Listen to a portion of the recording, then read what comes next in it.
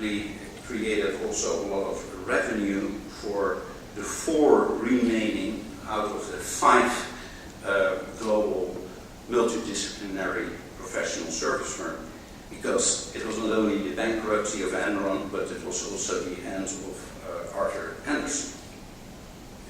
So 2001, 2004, you could say that was the post-Enron period. Then, from 2005 to 2007, you had a period of adjustment.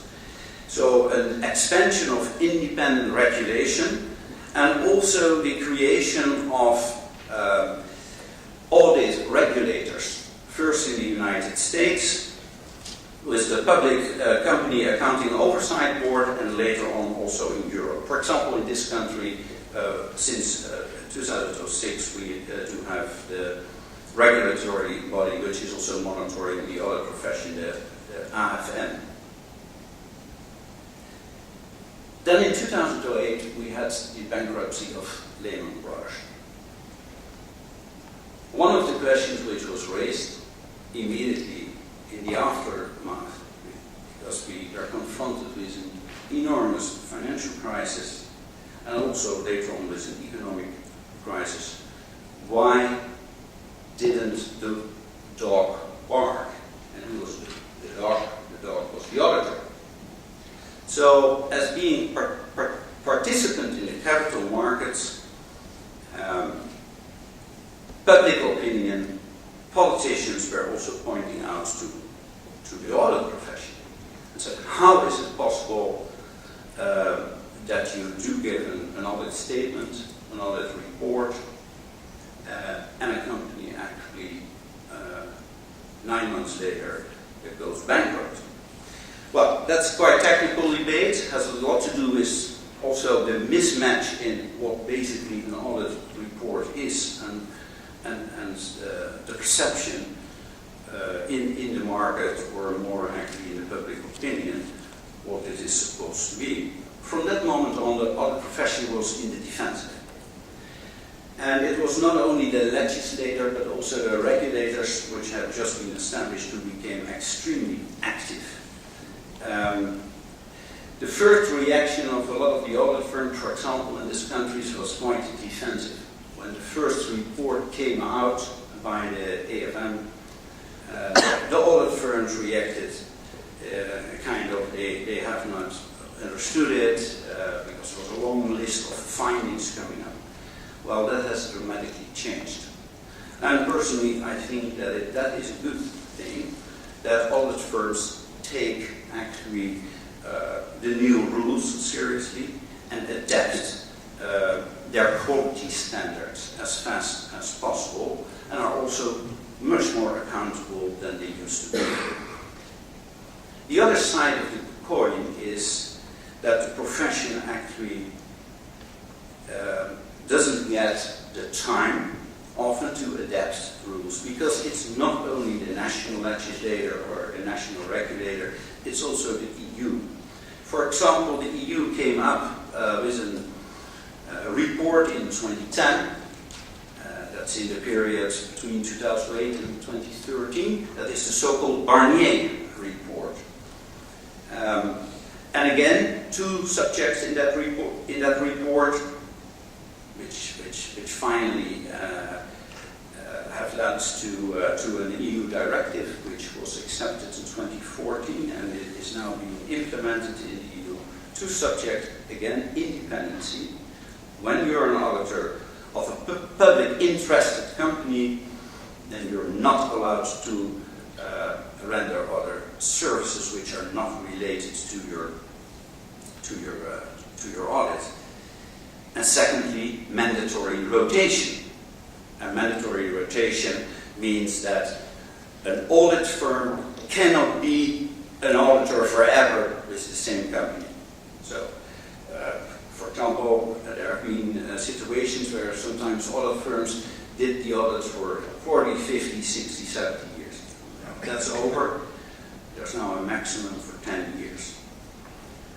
But what makes it a little bit complex in all these regulations and legislations and also regulations, that is that, for example, here in Dutch Parliament, it was decided at the end of 2012 that anticipating actually on what the EU was preparing, that the Dutch legislation was already changed. So basically that meant that in the period 24 to 2016, Dutch sharper, more strict independence rules were applicable, as well as rotation rules. Let's say prior to EU.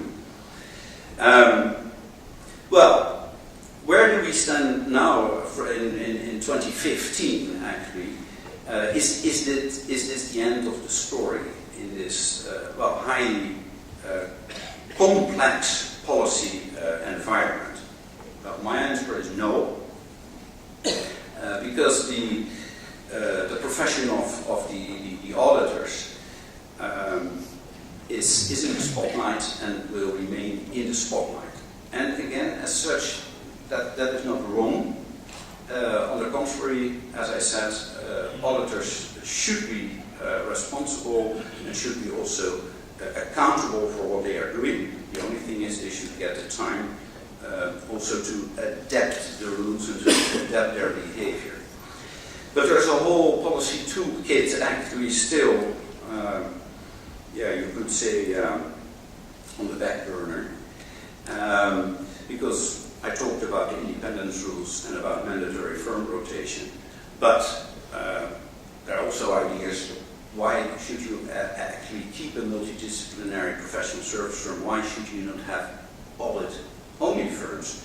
Or, for example, should there not be more interventionist regulatory tools like capital requirements for firms, approvals of acquisitions and other activities? Well, just a personal observation is, because I respect actually every auditor who's doing his daily work or her daily work, I think in a very good way.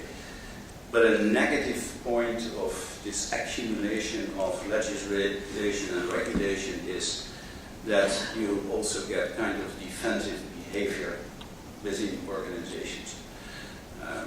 People should be proud to be a professional, and of course they have to deliver high quality.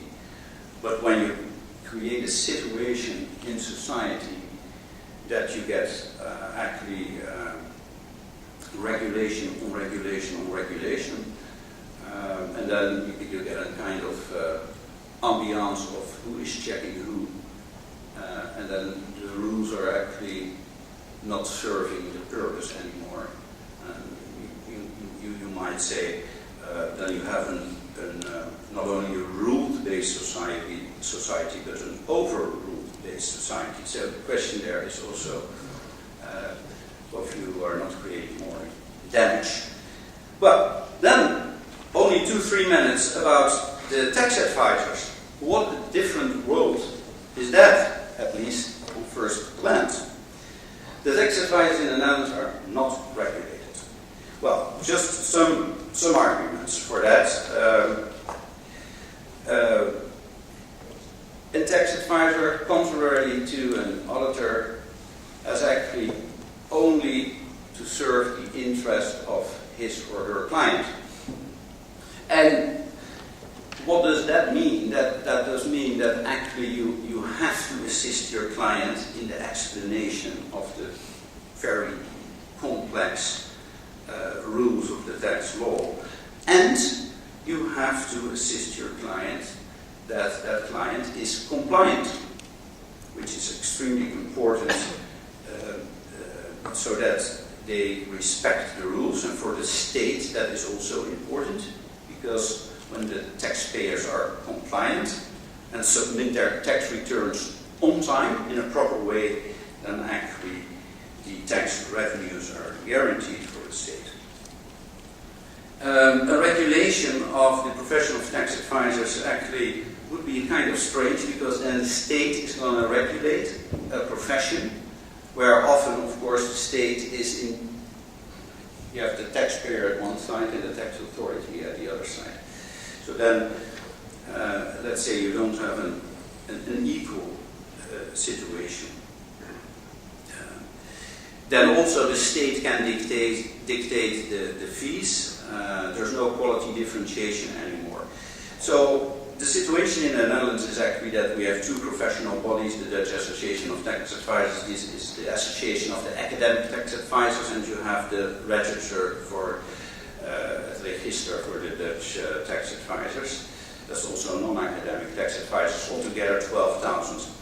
And I only can speak as chairman also of my own professional body, the Dutch Association of Tax Advisors. I think one of the reasons why it works quite well in our organization is there is no dominating position by one firm or a couple of firms. So you do have the representatives who work for the big tax firms, but also you have a whole bunch of individual tax advisors, and you also have members who are tax directors of big companies. So there's a kind of check and balances within the association. And a second, more important reason is, I think, we have very high standards for quality. So education is extremely important. And secondly, we have very strict rules for disciplinary rules, actually. If one of our members is not doing the right thing and not behaving with honor and dignity and not meeting the requirements of independence, confidentiality, then basically, to put it a little bit straightforward, they can be kicked out of the association, and then there's no work for them anymore, because that is how it works. We have independent people who take care of that internal disciplinary proceedings. So, what does this mean? That we are not accountable as tax advisors? That we are not part of the public debate? Of course we are. I would like to end with a quote of Margaret Hodge. Margaret Hodge is a politician from Labour in the UK. And 2.5 years ago, there was a hearing of the Public Accounts Committee in the House of Commons. And maybe you might remember it. There were representatives from US multinationals, Amazon.com, Starbucks, Google. And then actually you really could see the total difference. Basically two different worlds. One of the tax directors, the tax director of Starbucks, explained what the tax policy of Starbucks was, and she said, "We are not accusing you of being illegal. We are accusing you of being immoral." So it's not a question from a tax perspective of what you are doing, of that is legally right. The question is, should you do it? And then of course you can have a whole debate, because sometimes a politician from one side or the other side has another opinion about morality. But I think that's let's say, for me, a little bit less important what the politician thinks. I think what is important is that the company and the tax advisor realizes what the reputational risks are of doing something which is legally 100% within the rules, but maybe not accepted by society. And that's the big change also in my profession. Well, I'm not going to give an answer on the question, is a professional who is working in a highly regulated environment ethical better than a person who has nothing to do with regulation? The only thing I think is what should be the common denominator in the two professions is that it is the individual himself and herself and the company within where that individual is working for should have high standards of ethics. Thank you very much.